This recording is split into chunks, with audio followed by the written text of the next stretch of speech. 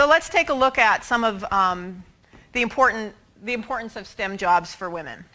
So if we look at this is basically projected job growth, and we all know that probably STEM is one of the larger areas in our economy that's growing in the future.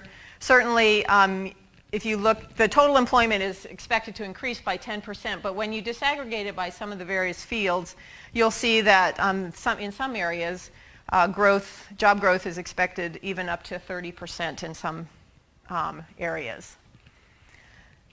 The other thing is that, excuse me, earning potential for women in these fields is also significant.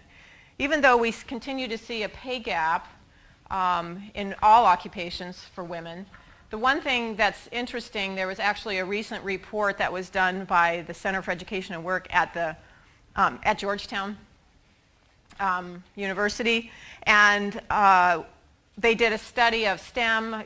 You probably have seen their work, their STEM report.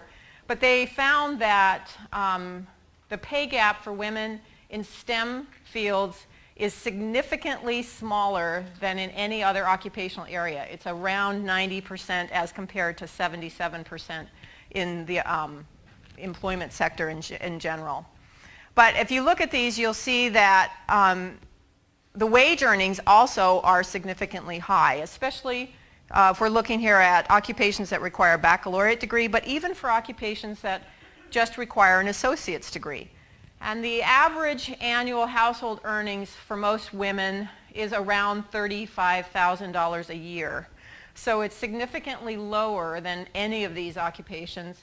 And the thing to keep in mind, and the reason why we believe this is really important, is that most single parent headed households are headed by women, and primarily if you look at women who are, or children who are living in poverty, they live in single parent headed households that are headed by women.